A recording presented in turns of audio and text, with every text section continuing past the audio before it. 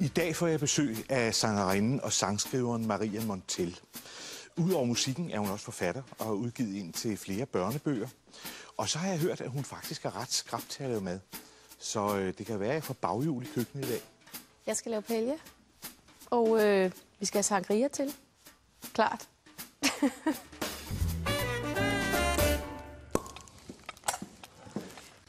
Hej, James. Goddag, Maria. Og velkommen til. Hold da op. Puha.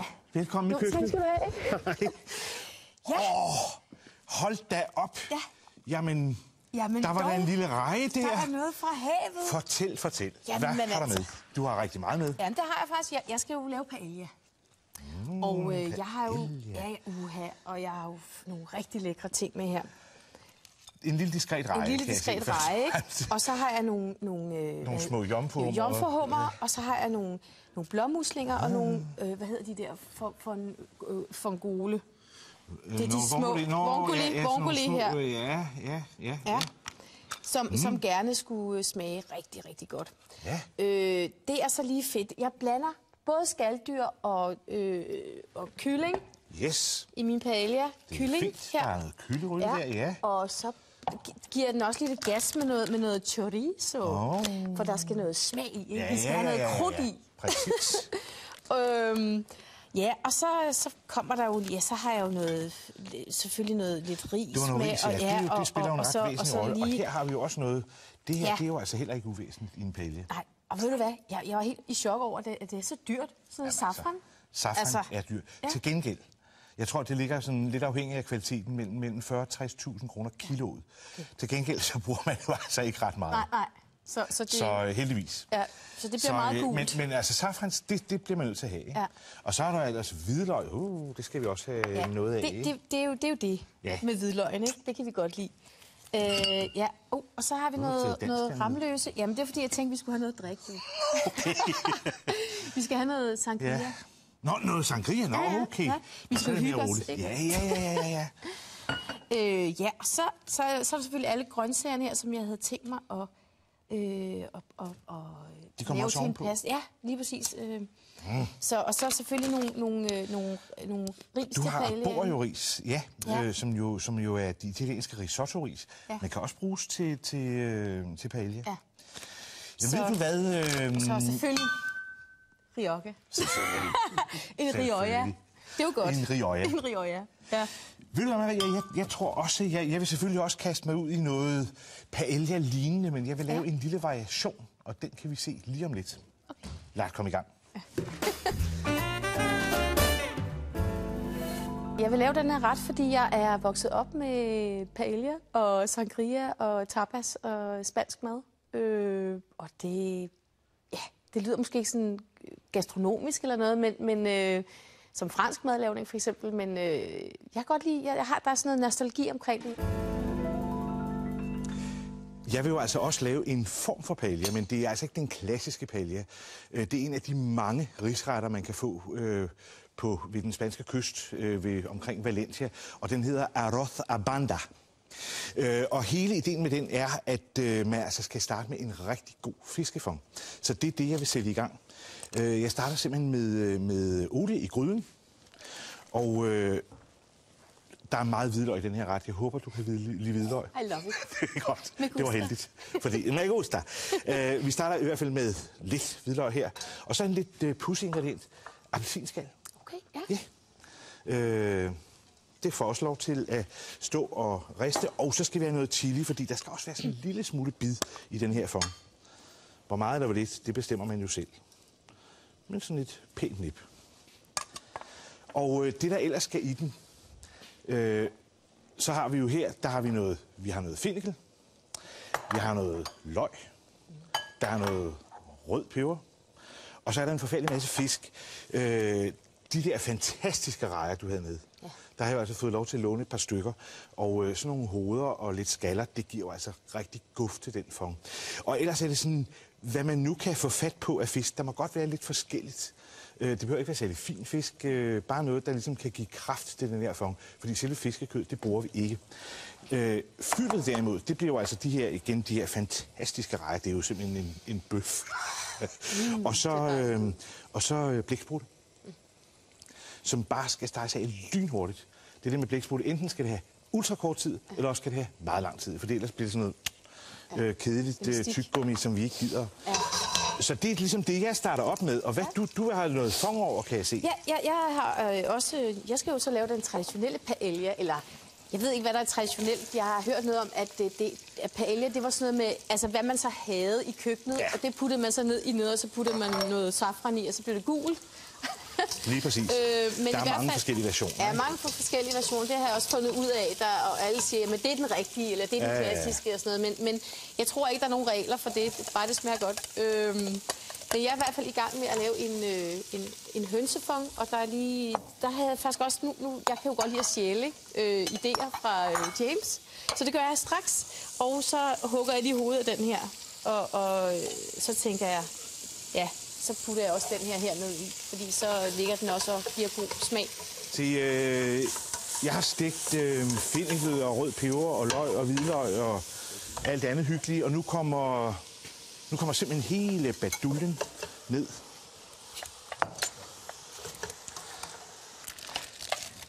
Godt så. Nå, lad os se, om vi kan få den til at køre. Så skal vi se, om vi kan gøre det ordentligt. Det må være on. Der er ikke noget bedre, vel? Når det virker, så bliver man så forfærdeligt lykkelig. Og det gør det. Ja, det gør det. Yes. Ja, det skal ikke være for pyreret, eller hvad det hedder, i kokkesprog. Maria, hvor meget mad får du lavet sådan i det daglige? Er det dig, der står for køkkentjansen derhjemme? Altså, eller skiftes I lidt? Det er nok mest mig, faktisk. Men min mand, han kan godt lide at lave sådan noget frikadeller og hakkedrenge og sådan noget. Okay. Og så er jeg lidt mere til det der med alt det der hvidløg og de der retter, og sammenkogte retter, det er jeg også meget god til. Ja. Hvad hedder det? Så jeg er nok den, der laver mest mad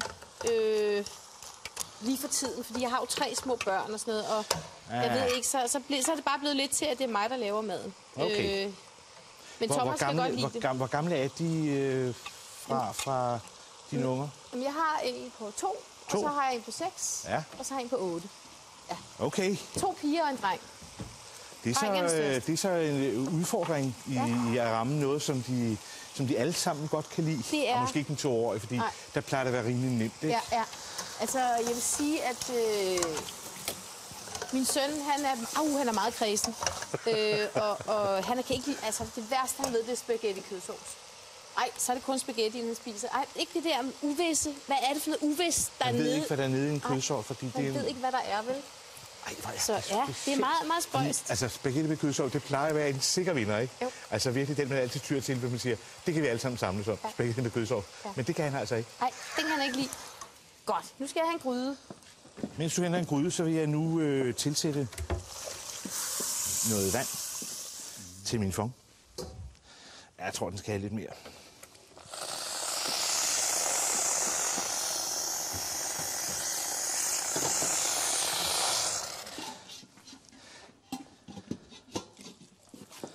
Og se, det gode er jo, altså, vi skal bruge noget, der ligner til sådan 4 personer. Omkring 1 liter rigtig god, kraftig fong. Det kan godt være, at der bliver lidt for meget ud af den her portion, men det gør ingenting, fordi sådan en, den kan man altså fryse. Og det er så skønt at have god fong frosset ned. Det gør en til et lykkeligt menneske, fordi så ved man, der ligger en eller anden god middag og lurer derinde i fryseren, ikke? Jeg har spist rigtig meget paella i Spanien, og jeg har ikke lavet det så tit. Det vil sige, at jeg har faktisk lavet det 2 gange før. Min far, han laver det meget, meget hyppigt, og det er altid nyt, så jeg vil sige, at op til den her udsendelse, så har jeg lige måttet lave en øvre og ringe til min far. Hey, sig mig lige, de der ris, de er sgu lidt mere væske. Så jeg har fået nogle gode fif af min farmand. Hov. Se, nu bliver jeg jo distraheret, fordi jeg glemte jo, at der faktisk også kan nogle tomater i min. Ej, ja. Men det er ikke for sent. Nej. Nu tænkte jeg på, at jeg ville starte med at drikke en lille hvidvin. Du har jo hvidvin stående der, kan jeg sige. Jeg har jo dejligt koldt hvidvin. Vil du ikke have et glas? Nej, ved du, det vil jeg meget gerne, fordi det hører jo med. Det er jo det. Ikke til madlavning. Det gør det i hvert fald hjemme hos os. Tak. Skål her. Og jeg kan jo godt lide dig og din bror. Altså, I er jo også nogle livsnydere. Der er ikke noget bedre end livsnydere. Nej, præcis. For god mad og god vino. Ja. Skål. Skål.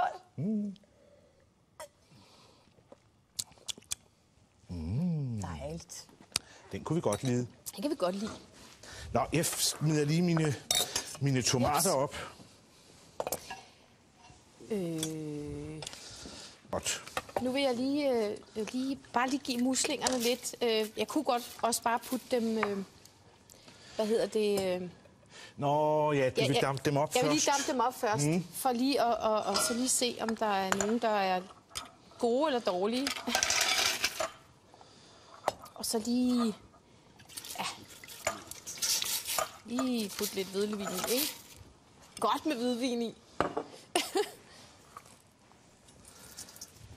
Jeg vil lige sådan skumme min fond lidt. Ja. Og denne her, den skal i og for sig ikke koge meget længere.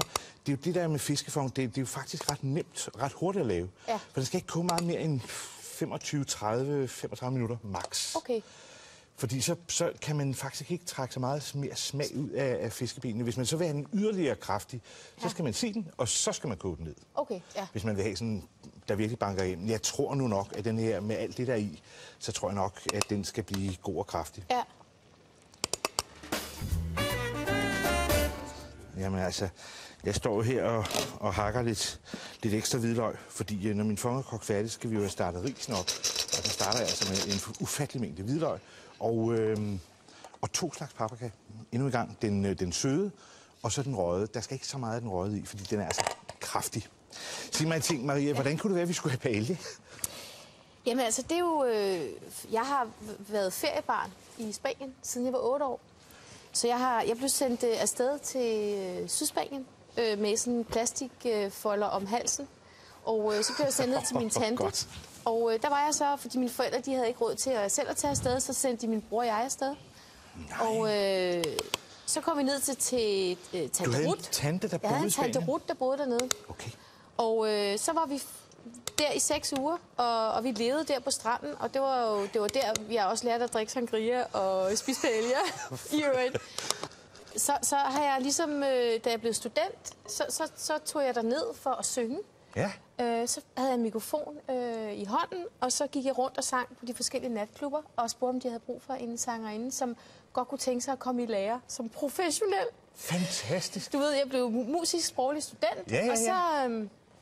Og så derefter, så skulle jeg jo prøve livet. Det skal man jo lidt. Ja. Og så tog du dit sanganlæg med dig? Så tog jeg sanganlægget med, og så gik jeg rundt, og så sang jeg, og så kom jeg ind på forskellige klubber, og så sad der en pianist, og så sang jeg lidt, og så fik jeg job på en stor natklub. Men der fik du altså du er simpelthen vokset op på paella? Jeg er vokset op på paella, og så...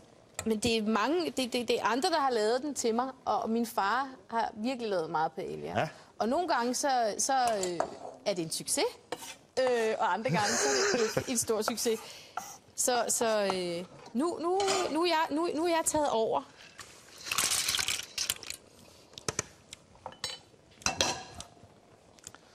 Det skal nok blive godt. Jeg giver den lige... Nogle gange synes jeg, det kan være svært, når man koger for. Selvom man siger, at man skal ikke salte før til sidst. Nej.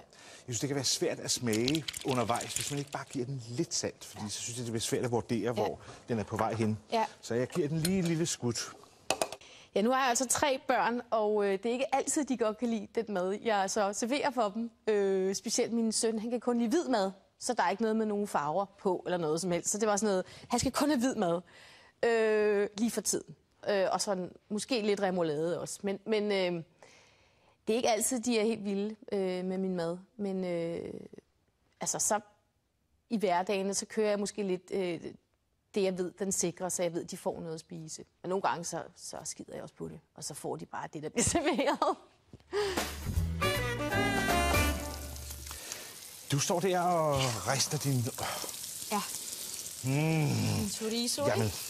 det er Lige sådan fantastisk. Ja. Og så det der saft der, det havde jeg tænkt mig, at det skulle kyllingen også lige... Den skal også ned i det. Lige ned i det der, ikke? Altså... Mens du står og rister og rør, så vil jeg forsøge at lave en aioli, som traditionelt hører til arroz a banda. Jeg kunne selvfølgelig være kedelig at lave det på den traditionelle måde, enten i en blender eller lave en helt almindelig mayonnaise, og så bare kværne noget vildere i. Jeg vil prøve at lave det på en lidt mere besværlig måde, på spansk, i en morter. Så masser af hvidløg og lidt salt. Og så er det simpelthen bare at begynde at støde den sammen, indtil hvidløget bliver som en pasta. Mange vil nok så bare nøjes med den her hvidløgspasta og begynde at spæde den med olie. Jeg hjælper den lidt med en lille smule ægblomme, fordi så bliver den sådan lidt mere mayonnaise-cremet.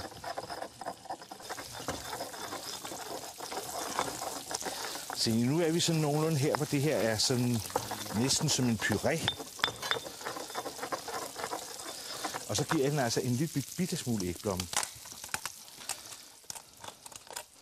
Og sådan en har de færreste måske derhjemme, men så køber man bare de der små med et par blommer i. Og jeg vil sige, jeg vil tro, at cirka sådan der vil være nok. Det svarer måske til, i virkeligheden til et af de der bæger der, ikke? Hvor der kan være et par blommer i.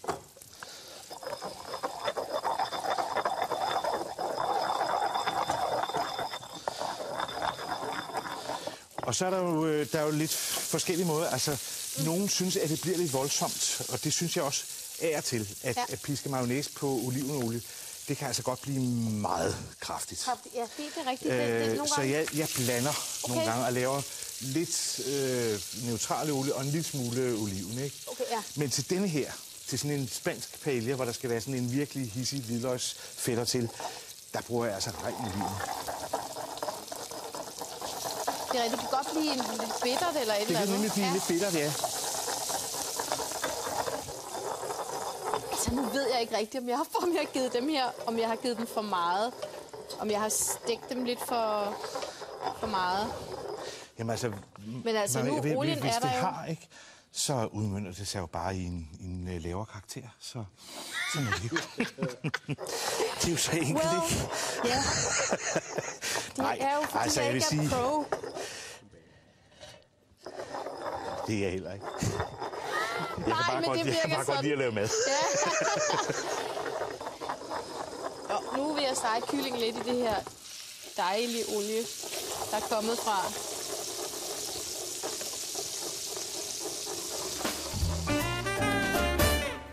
Hvad har du gang i? Nu er du ved at... Ja, nu er jeg i gang i min sofrito, som du siger, sofrito. Og det er jo så den her, som jeg har blendet. Det var den masse, med hvidløg og tomat. Rød peber og tomat. Også. Ja. Og masser af hvidløg. Ja. Og så vil jeg lave det til sådan en form for lidt pasta-lignende. Eller sådan sofrito. Så du simpelthen står og steger den indtil olien ligesom begynder at skille lidt ud, ikke? Ja, lige præcis. Og jeg tror faktisk også, at jeg godt kunne lige putte lidt olie i, bare for at gøre det. Ja. Så der er et både at skille ud. Ja, lige præcis. Og så skal jeg nok også lige tjekke, hvordan den sådan på et tidspunkt smager. Ja. Så jeg skal bare lige for... Jeg skal lige tjekke den. Jeg er ikke i tvivl om, at den må smage ret godt, fordi du har jo din chorizo, der har du stegt af, og dine skalddyr. Og så var det, vi snakkede om. Man kan godt putte lidt salt i. Men man skal også passe på, fordi det her er jo også det er også salt. Ja. Fordi det kan man jo godt ødelægge rigtig meget mad med. Det kan man. Salt. Så hvordan redder man en saltbombe? Altså, den er svær at redde, ikke? Der er nogen der siger, at nogle sammenkogte retter, at man kan putte en kartoffel ned i, og så suger det åbenbart noget af saltet til sig. Ja. Jeg må indrømme, jeg synes ikke rigtigt, det virker. Det er noget med at hellere tage det sådan trinvis op i saltning, ikke? Ja. I stedet for at tage en ordentlig håndfuld og tænke, det bliver sgu nok godt. Ja. Men hvis nu man har puttet for meget salt i, så kan man putte sukker i? Smid ud, bestil en pizza. Okay, yes. Jeg kan godt lide at have mange gæster, og jeg kan godt lide at lave sådan store portioner og meget og afsted med det. Og, så jo, altså vi gør noget ud af det, men sådan hverdagen, den bliver måske lidt... Det bliver lidt hakkedreng og frikadeller, fordi det ved vi også lige, ungerne kan lide. Altså de 2 andre, ikke ham, der kun kan lide hvid mad, men hvad hedder det? Så det er noget, jeg gør noget ud af. Altså jeg køber ikke færdige retter. Så en lille diskret portion hvidløg er det, vi starter med. Og jeg skal jo altså også have noget paprika i min. Så et par teskefulde af den søde paprika. Og 1 teskefuld af den røde.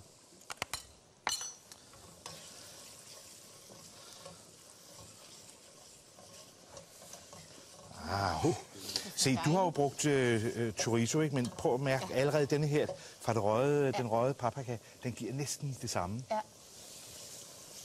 Se, nu skal jeg have min ris i. Ja, så og jeg skal bruge cirka halvdelen. Sådan lidt under halvdelen, 400 gram cirka. Okay. Nu laver vi jo, jeg laver til lidt mere end bare dig. Det gør du også, kan ja, det gør jeg. Vi forventer ikke, at vi spiser op, vel? Nej, det er ikke godt at lave mad til mange. Man kan aldrig vide, at man får gæster jo. Det er jo nemlig ikke. Til gengæld kan man kan ikke rigtig fryse paella ned. Det bliver ikke godt. Nej, det er rigtigt nok. Man kan godt varme den lidt op dagen efter, men det er så også ved at være det. Altså, jeg har jo fat i sådan en grydeske. Det er sådan, der er sådan lidt... Det er risengrød. Jamen, det er jo bare en spansk risengrød, ikke? Jo, det er det. Og det skal jo sådan, risene skal jo igen lige have lov til at stå og riste en lille smule med og suge noget af al den her gode olie og hvidløg i sig, inden der kommer fong på.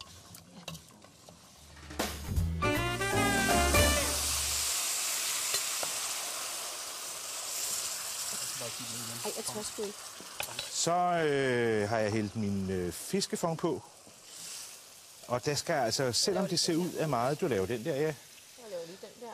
Selvom det ser ud af meget, så skal der altså cirka til de der 400-500 gram ris omkring en liter fong. Se så, og så skal den bare have lov til at koge rigtig godt og grundigt op. Og det må den godt gøre i en cirka 8-10 minutter. Så skruer man helt ned fra blusset, dækker den til med noget folie, og så burde den være klar til at spise. Se, din ser jo meget, meget sjov ud. Min. Den ser sjov ud, men lad os se, hvordan den smager. Men se, nu vil jeg jo til gengæld skynde mig sådan lige at gøre min lidt sjovere. Ja. Fordi jeg kommer jo mit fyld på her til sidst. Uha. Ej, noget bedre end jomfruhummer. Anyway. Det er der nemlig. Her. Heller. Og det er sådan nogle ordentlige svinde der. Skal vi lige... Sådan der. Og så kører vi lige den der. Og hun blev ved. Og der kom så meget pynt på pynt med pynt på. Det er jo... Bare det ikke er et sminket lig. Det tror jeg ikke. Jamen altså... Skal vi også lige have det røde? Bare lige før at... Sådan begynder du at svede. Ja, jeg er færdig. Okay så. Jamen, så sætter vi vores paella-patter frem. Og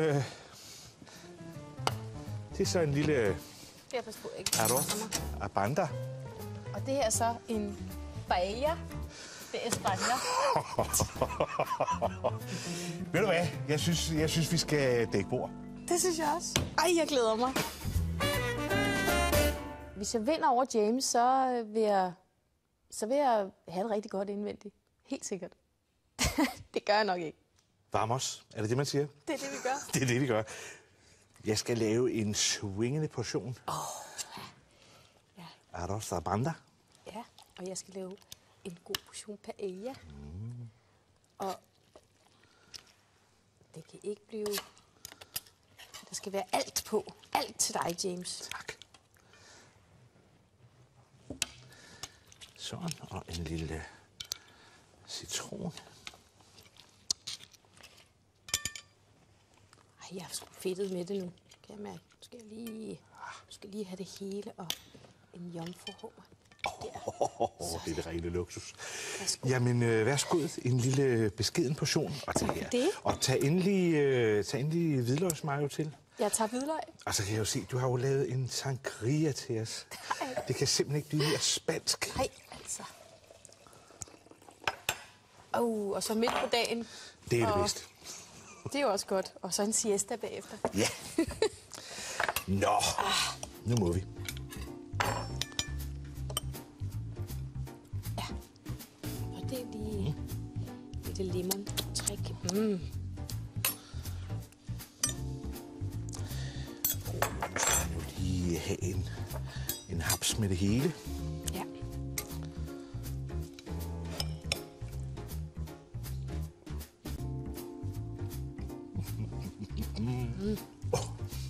Det er Jeg godt. kom lige forbi en jomfru mig, som jeg I måtte spise. lige måtte smage. Godt med det der alioli. Det er meget godt, ikke? Ja. Altså, hvis man virkelig ikke kan få nok hvidløg, Så må man lige få det på så er det siden. vejen, ikke? Ja, det smager rigtig dejligt. Og man kan smage den der fiskeformen der. Det giver noget guf til retten, som jo er lidt mere enkel end det der overflødighedsord. Ja.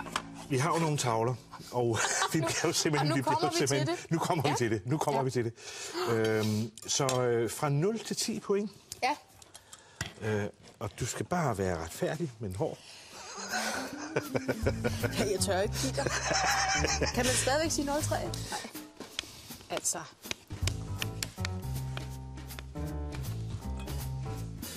Du vinder først. Olé. Ej, det er godt. Ej. Og det er simpelthen godt. fra the bottom of my heart. Det er en eminent portion paella, det der. Hvor er det godt. Se, Og, nu bliver jeg super stolt. Jamen altså, det gør jeg jo også. Og der er ovenkøbet en lille glad sol. Ja. Ved du hvad? Tak fordi du vil komme og lige sætte lidt fokus på paellaen. Den kan jo også godt leve sit liv sådan her i forårsmånederne, ikke? Ja. Det behøver ikke at være solskin. Det kan også være solskin inde i køkkenet, når man laver sådan en portion der. Ja. Og Skål, nu i Maria. hus. Og tak. Hjerter. Skål. Og det er også meget godt, ikke? Jo, det er det altså. Ja, 2 gange ikke helt paella, en rigtig paella, og en afart. Men de balancerede rent pointmæssigt. Yes! Man ved aldrig, hvordan det går her i køkkenet, så kig med næste gang, når Prise inviterer. Tak for i dag.